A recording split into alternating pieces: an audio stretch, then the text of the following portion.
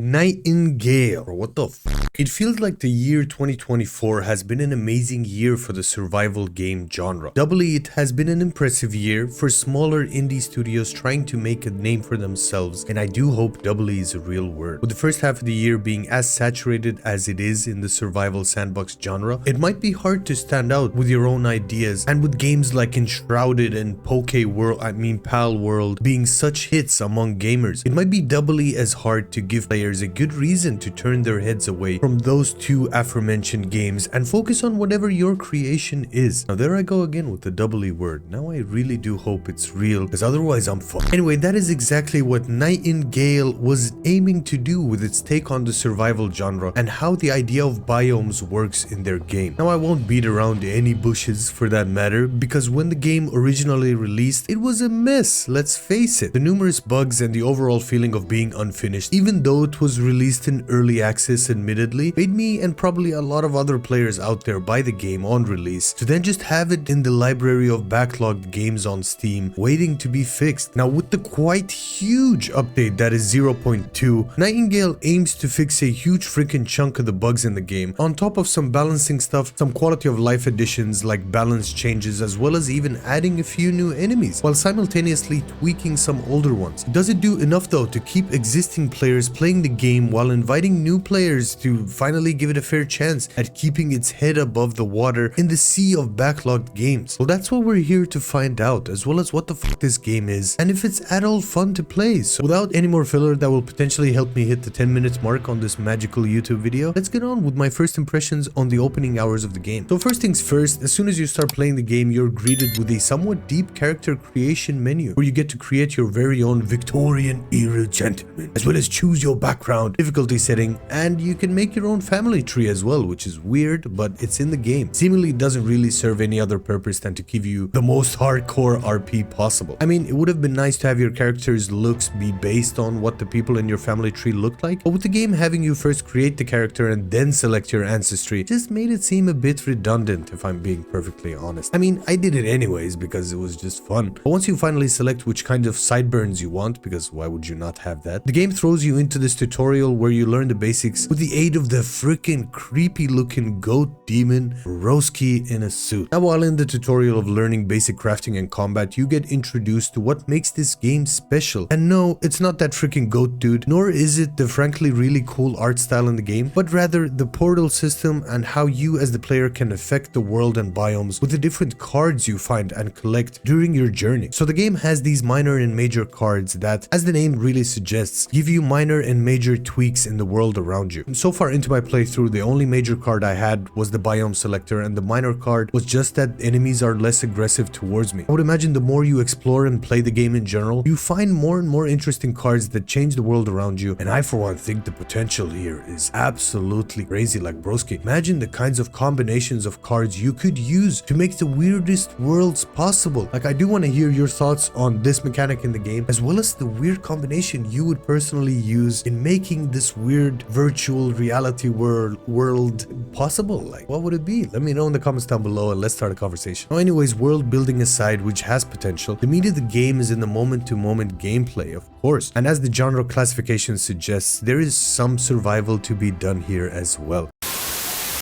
We interrupt this program with some breaking news. It seems the awesome person watching this video has yet to subscribe to the channel or like the video. And in an unprecedented turn of events, he is now full on thinking about it. It is indeed free to do and would help me out a absolute ton. I mean, it would help the person of the broadcast a lot. News. It's the news. Damn it. We will update you on more information once we get it. So for now, let us return to the scheduled program. Now what's on offer here is nothing mind-blowing, as it's the basic jazz of building a base and cooking food to keep your belly full. The selection of materials and the different types of walls, floors, and houses you can build are definitely varied enough to keep the hardcore Bob the Builders out there busy. You can really mix and match in this game, and some of the materials look really nice. Some of the blueprints or some of the buildings you build look really nice. Like, I've seen some awesome buildings out there. A very nice feature I noticed early on is that you can build the blueprint of your house and plan everything out straight away in like a 3D realm world in front of you, and then you can just go and collect materials and just add them to the life blueprint, and then add them to the life and then add them to the live blueprint in front of you and just slowly watch as the house comes together. Another cool addition is queuing up craftables, cookables, and all that stuff you can make in the game. Like, I think that was an addition in the 0.2 update. They're minor details, yes, but I found them to be very cool. So Broski, get off my back. Also, get off my back. Like, bro, pause on that comment.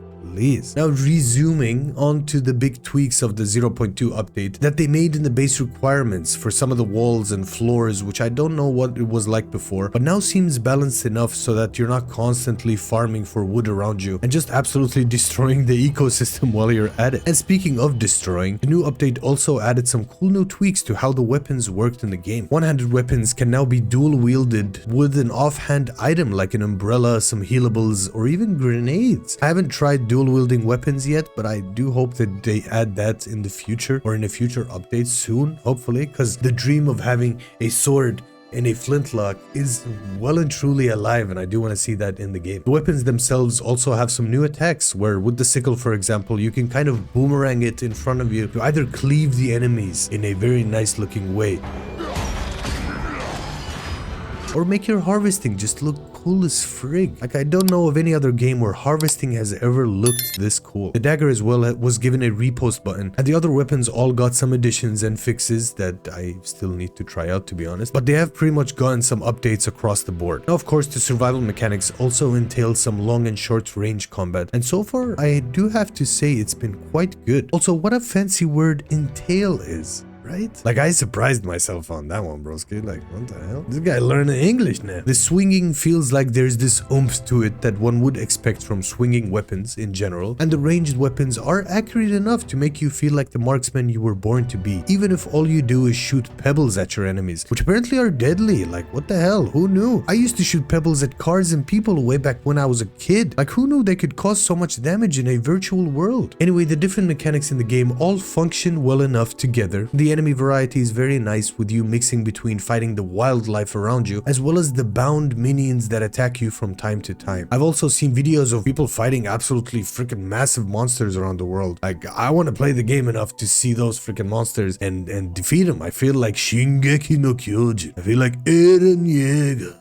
But yes, as with literally every game out there, it can have any amount of stuff in it. But the big question that we like to, of course, ask here on the Gamers Trove channel is that, is the game fun? And to that I can answer with a very optimistic yes. Not abso-fucking-lutely, but yes. Now let me explain, of course, as I do so often love to do on here. Nightingale is still very much in early access, and it is very visible in some aspects of the game, and the overall fun factor is there in parts at this moment in time, but there are also some things I came across my journey that kind of remind you of what the state of the game still is. There are also things where, depending on the roadmap of fixes, of course, and content additions from the studio, can be deal breakers for some people. Now, I had moments where the frames dipped into well into the 30s or the 40s, especially when looking at something in the distance, and as distance looking is very much inevitable in this game, it does affect it in some way. Some items also don't have an in-game item picture to them, so that was also a bit weird. I've thankfully had zero crashes, and overall the game just ran well enough to not impede with the moment-to-moment gameplay, apart from maybe a few frame dips. I'm only like 10ish hours into my experience of the game, so far I really had fun just messing about and exploring. The story in the game is progressing at more of a snail's pace, admittedly, and you have objectives to do, but they seem a bit vague at times, which is always good, of course, as these kind of games aren't really supposed to be holding your hand. There's this constant mystery surrounding the weird goat person as well, and the world around you in general, and all the bound stuff. And while you do find logs dotted about in the world that have way too much text on them, I have to be honest with that, there's some shrines that give you buffs. It's all just so steeped in mystery that the world does beg to be explored, even if I might just sometimes get caught up in potentially hours upon hours of building. So as a package, the first impressions are good, broski. Kind of like my first impressions on Final Fantasy VII Rebirth, or better yet, my mid-game impressions of it that I did a week ago.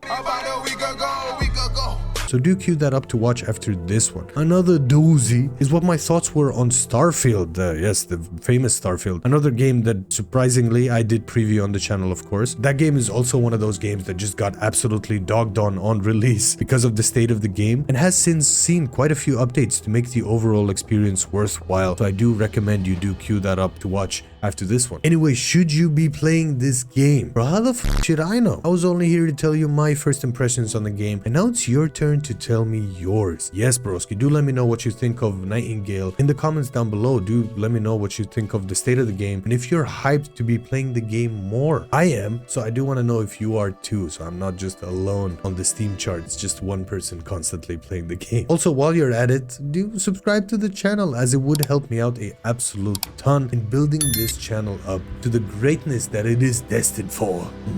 yeah, broski, I don't know where these accents do come from, but I do hope you enjoyed this video. I do hope you have a great day wherever you're from, whichever time of day you watch this at. I've been you, broski. I don't know how to end this video, so here's a meme I think of while editing this video. So I'll see you guys next time. Hasta prontissimo.